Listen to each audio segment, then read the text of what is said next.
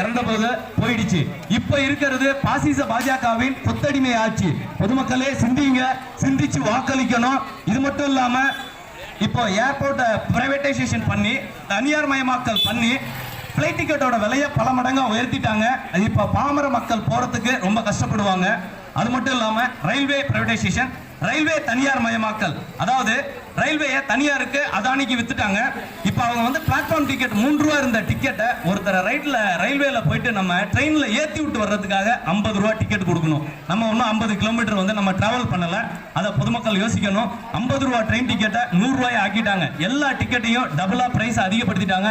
இதே மாதிரி ஒவ்வொரு பிரைஸையும் டபுளா அதிகப்படுத்திட்டாங்கன்னா உங்களால நாளைக்கு சாதாரண பாமர மக்களுக்கு இது எட்டாத கனியா மாறிடும்.